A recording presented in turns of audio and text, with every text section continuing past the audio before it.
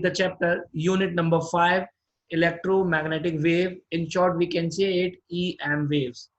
देखो जनरली हमें पता होता है कि जो जनरली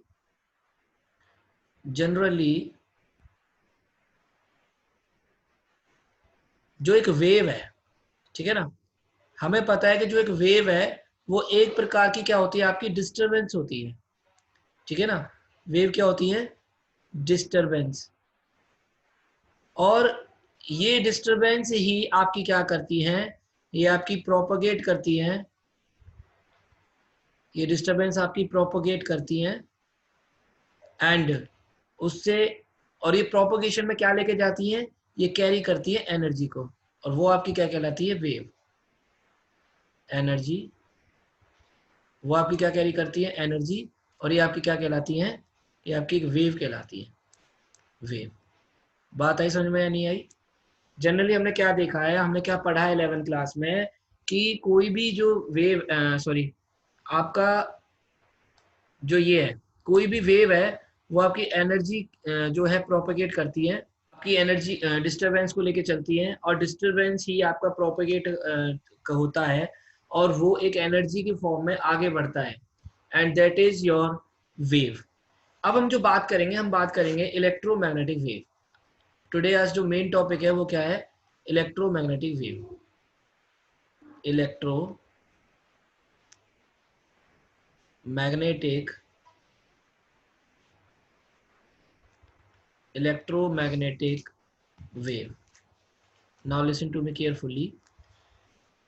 देखिए मेरी बात समझो, हमारे पास सपोज कोई एक चार्ज है, ये कोई चार्ज है, सपोज मान लेते हैं ये Q1 चार्ज है प्लस का, ये प्लस का Q चार्ज है ये, और आप मान लो यहाँ पे कोई चार्ज है आपका माइनस का Q, माइनस Q। तो देखो ये वाला चार्ज पर फोर्स लगेगा इस डायरेक्शन में, that will be equal to your QE। Again इस वाले चार्ज पे भी मान लो फोर्स लगता है आपका इस डायरेक्शन में, that will be equal to Q into में E। Generally EM wave produce होती हैं by the oscillating electric and magnetic field से। अब मेरी बात बताओ आप, जब इस पर फोर्स रहेगा तो ऑब्वियसली सी बात है इस डायरेक्शन में ये वाला चार्ज एक्सेलरेट करेगा, सिमिलरली ये वाला चार्ज भी एक्सेलरेट करेगा इस डायरेक्शन में। अब जब दोनों चार्ज एक्सेलरेट करेंगे तो जब ये दोनों एक दूसरे के बिल्कुल पास पास आएंगे, तो क्योंकि पार्टिकल बहुत छोटे होते हैं, वेलोसिटी इनकी बहुत ज्यादा होती है, तो ये बजाय कोलिजन के ये थोड़ा सा आगे निकल जाते हैं इस तरह से। समझ में आई बात? पार्टिकल बहुत छोटे होते हैं और इनकी वेलोसिटी होती है बहुत ज्यादा, इसलिए ये अपोजिट ऐसे निकल जाते हैं। उसके बाद ये यहाँ दूर दूर आपके हो जाएंगे। आफ्टर देन अगेन फिर वो थोड़ी सी आगे बढ़ के फिर अपोजिट चलना शुरू कर देंगे, फिर वो एक दूसरे के पास पास आएंगे, फिर ये इधर चलेगा और ये आपका इधर चलेगा, फिर वो एक दूसरे के दूर दूर चले जाएंगे। तो इस तरह से ये पार्टिकल क्या करेगा, रेगुलरली इस तरह से आपका ऑक्सीलेट होता चला जाएगा, ऐसे ऐसे। जब पार्टिकल रेगुलरली ऑक्सीलेट हो रहा है, तो देखो अब ये आपका पार्टिकल है, चार्ज पार्टिकल है, और इस चार्ज पार्टिकल के कारण आपकी इस डायरेक्शन में इलेक्ट्रिक फील्ड आपकी इस तरह से फैली हुई है, इस तरह से। ठीक है, क्लियर और नॉट? अब जब पार्टिकल आपका ऑक्सीलेट होगा, इस तरह से ऊपर नीचे एक्सलेट होगा, तो आपकी इलेक्ट्रिक फील्ड भी वेरी करेगी, because of particle is in motion, और पार्टिकल जब मोशन होता है तो इलेक्ट्रिक फील्ड पर इफेक्ट आता है।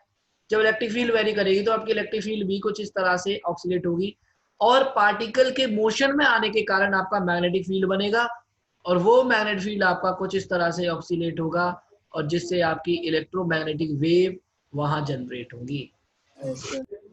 Okay, so by this thing, the definition of the electromagnetic wave are, these are those waves which have oscillations of electric and magnetic field which travel and carry the energy in the perpendicular to each other। यानी कि जहाँ पे oscillation of electric and magnetic field होता है और वो एक दूसरे के परपेंडिकुलर डायरेक्शन में होता है, एंड वो एनर्जी को कैरी करते हैं। तो electromagnetic wave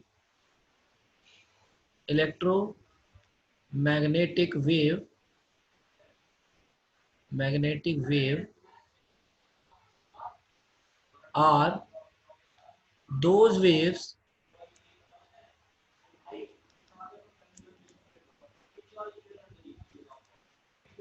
those waves which have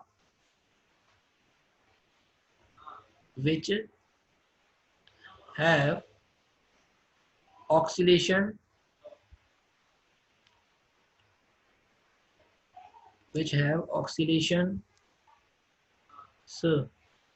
of electric and magnetic field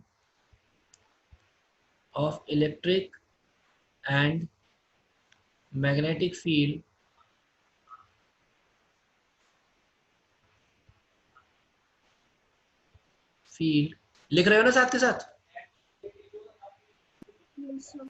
field perpendicular to each other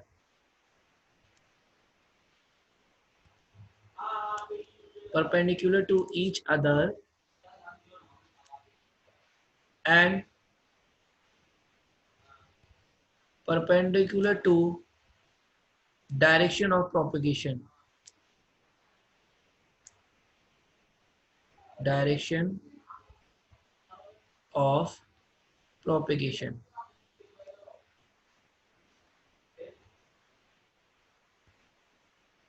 कि ये एक दूसरे के परपेंडिकुलर होती हैं और perpendicular to the direction of propagation which carry energy.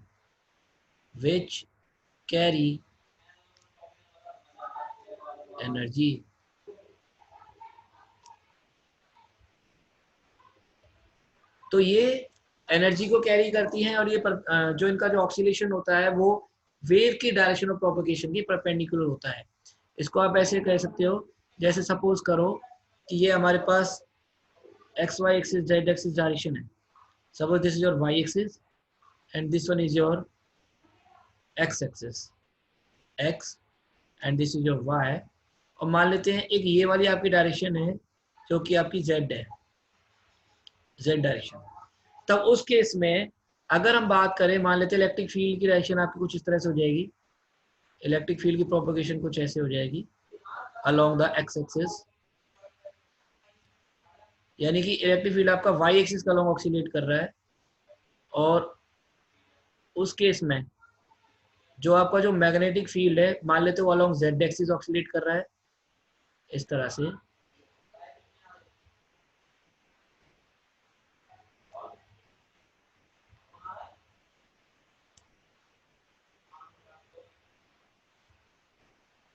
इस तरह से. तो देखो आपके जो इलेक्ट्रिक फील्ड है वो अलोंग योर वाई एक्सिस है. यहाँ पे जो इलेक्ट्रिक फील्ड है that is your along Y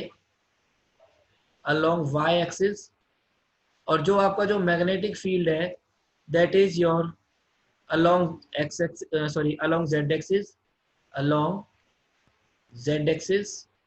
तब वहां जो आपका डायरेक्शन ऑफ प्रोपगेशन है वो अलोंग दी एक्स एक्सिस होता है. डायरेक्शन यानी क्योंकि दोनों वेव आपकी पूरी की पूरी अलोंग द एक्स एक्सिस जा रही है, that is your direction of propagation. तो ये होती है आपकी ईएम वेव प्रोपगेशन. इसको आप बेसिक नाम दे दो, this is your electric field and this is your magnetic field. बात आई समझ में या नहीं आई? Clear not? ओके. इसके बाद फिर आपका आता है मैक्सवेल्स डिस्प्लेसमेंट करंट.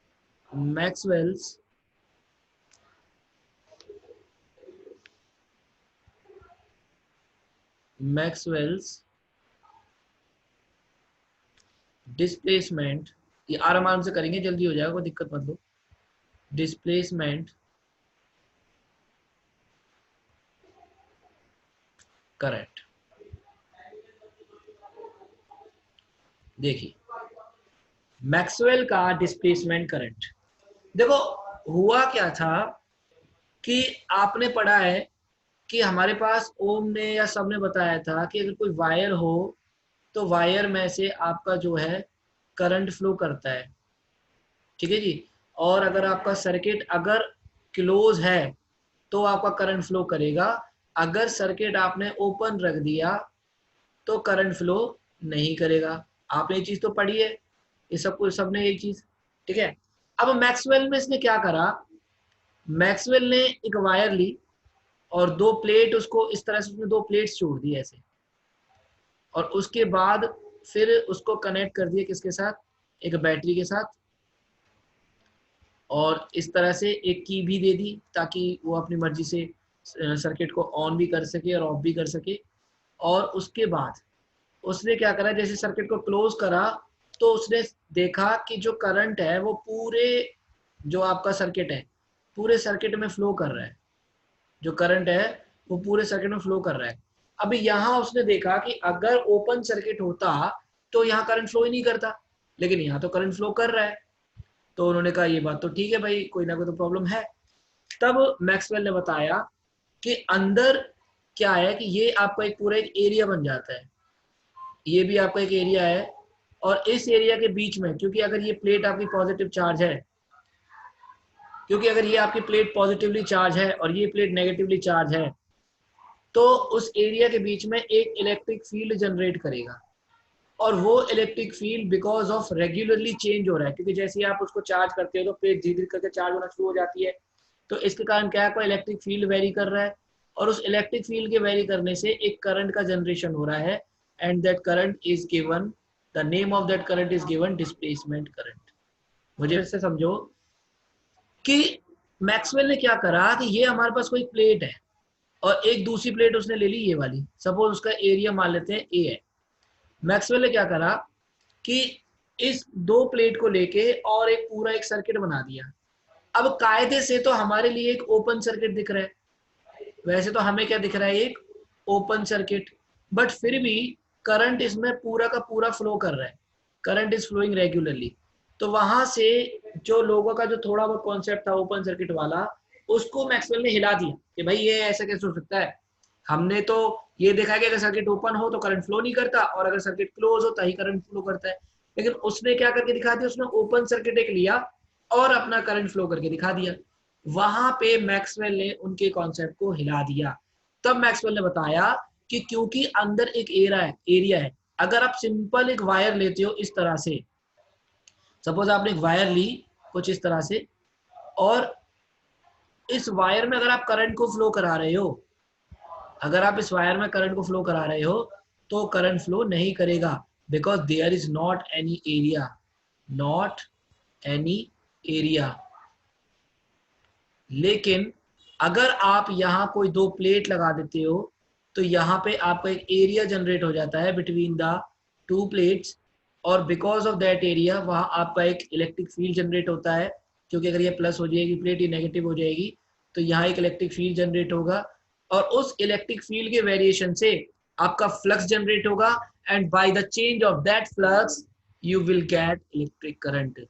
तो समझ में आई बात। जैसे आपको क्या कहते हैं, आपको फेराडे ने बताया था कि जो करंट होता है वो डायरेक्टली प्रोपोर्शनल किसके हो जाता है, चेंज इन फ्लक्स के, D phi by D T. उसी तरह से अगर आप बात करो तो कि इसका एक एरिया ये हो जाता है कैपिटल ए। अब क्योंकि इलेक्ट्रिक फील्ड आपका वेरी कर रहा है तो आपको फाई होता है कितना, E dot A, but here electric field is varying regularly, by that thing your flux is varying regularly, and by the change in flux with respect to time is your electric current। तो अब यहां से आगे देखेंगे आप, इसके बाद जब ये सब हो गया, इन्होंने जो है ये प्रूफ कर दिया कि कोई ना कोई डिस्प्लेसमेंट करंट है। अब सवाल सारे साइंटिस्ट ये उठाते हैं भाई डिस्प्लेसमेंट करंट है पर वो है कितना, हम कैसे पता करेंगे कि भाई कितना करंट बाहर फ्लो कर रहा है और कितना करंट अंदर फ्लो कर रहा है। यानी उन्होंने सवाल दिया कि भाई सपोज करो मैं बाहर करंट फ्लो कराता हूँ कि मान लेते मैंने 2 एम्पियर का करंट बाहर फ्लो कराया, अब प्लेट के अंदर कितना करंट फ्लो करा उस टाइम पे हमें नहीं पता। तब हम क्या करेंगे, हम उसका निकालेंगे। तो मैक्सवेल ने उसका फॉर्मूला बताया था कि वो जो डिस्प्लेसमेंट करंट होगा आपका आईडी, आईडी नाम दिया उसने डिस्प्लेसमेंट करंट, वो इक्वल हो जाएगा epsilon naught into D phi E, यानी change in flux upon dt, यानी change in flux with respect to the time into में epsilon naught will be equal to your displacement current. बात आई समझ में या नहीं आई? इसका मैं प्रूफ करके दिखाया था। वो प्रूफ कैसे करा था कि मान लेते हैं कि लेट आपका जो टोटल करंट फ्लो कर रहा है in the circuit, let total current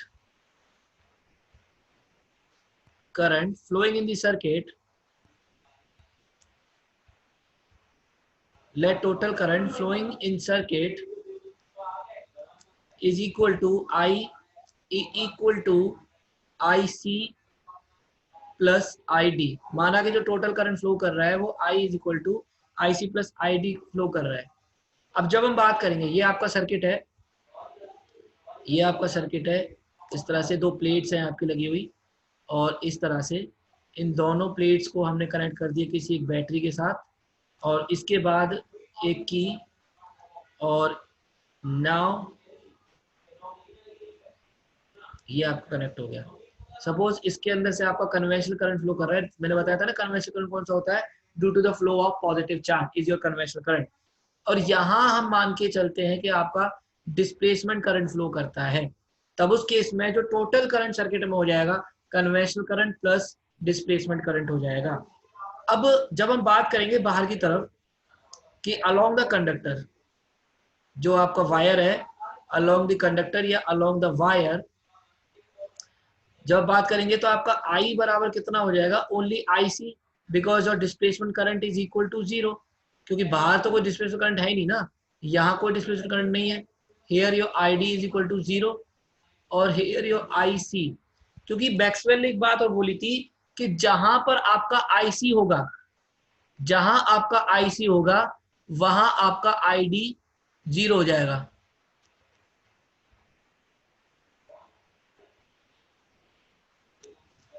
बात ऐसा नहीं आई?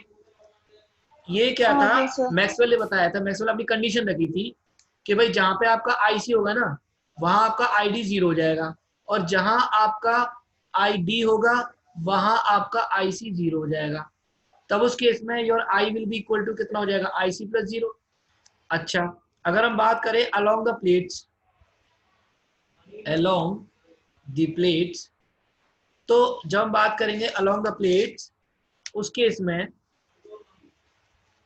Your I will be equal to, यहाँ पे आपका IC 0 हो जाएगा प्लस ID हो जाएगा। क्लियर? एंड अब देखिए आपकी जो ID है, ID मैक्सवेल ने बताया था कि इसकी वैल्यू होती है epsilon naught d phi e over dt। अब इस केस में एप्सिलॉन नॉट, देखो d phi e और dt, यानी जो आपकी जो phi है वो कितना हो जाएगा E डॉट A, तो वैल्यू हो जाएगी आपकी E डॉट A। अब क्योंकि यहाँ पे देखो आपका एरिया कांस्टेंट रहेगा, प्लेट जो आपने लगा दी उसका एरिया कांस्टेंट है, इसलिए मैं इसको बाहर ले लूंगा, एप्सिलॉन नॉट A इनटू में आपकी वैल्यू आ जाती है DE बाय dt। तो ये वैल्यू आपकी आ जाएगी डिस्प्लेसमेंट करंट की ID। ये बात बताओ समझ में आया नहीं आया? क्लियर? तो इसी को देखते हुए जो हमारा मैक्सवेल था, मैक्सवेल अब करो या नोट कर रहे हो? You can take a screenshot. लिया? ओके। Yes sir. अब इसको देखते हुए मैक्सवेल ने क्या करा, जो एम्पियर का सर्किटल लॉ था जो हमने पढ़ा था कि integration of B dot DL is equal to mu naught I, ये था। तो इसको उसने मॉडिफिकेशन करा, तो यहां से उसने मॉडिफिकेशन क्या करा,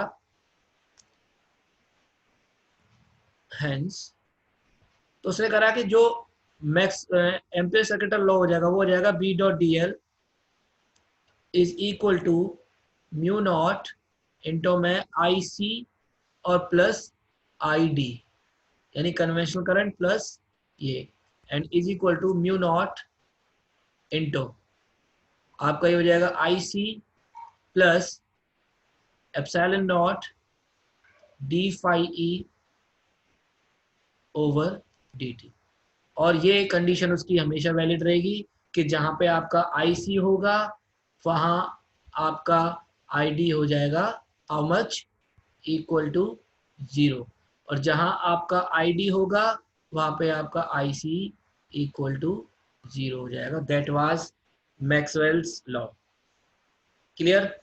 अब देखो ये बात तो ठीक है, हमारे पास मैक्सवेल ने ये भी बता दिया।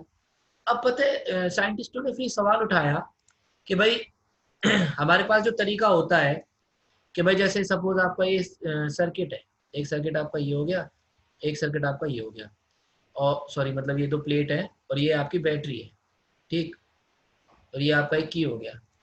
अब हमने ये हमेशा नोटिस किया है और एक्सपेरिमेंटली भी ये प्रूव्ड है कि जैसे हम इसको क्लोज करें तो जितना करंट यहाँ से बाहर आता है उतना ही करंट यहाँ अंदर भी आता है। ये भी हमारा एक्सपेरिमेंटली प्रूफ था। तो उन्होंने ऑब्जेक्शन भी उठाया कि भाई अगर जितना करंट यहाँ से आ रहा है उतना ही करंट वापस भी तो जाना चाहिए। तो आप बता रहे हो डिस्प्लेसमेंट करंट बन रहा है, उसकी चलो हमने वैल्यू निकाली इतनी होगी, लेकिन हम कैसे पता करेंगे कि वो उतनी ही बनेगी जितना करंट हमने दिया है। तो इसके लिए भी मैक्सवेल ने प्रूव करके दिखाया कि भाई जो करंट है वो कंटिन्यूस रहता है, कंसिस्टेंसी उसकी बनी रहती है। तो उन्होंने बताया कि उन्होंने क्या करा, 2 लूप बनाए इसको प्रूव करने के लिए। ये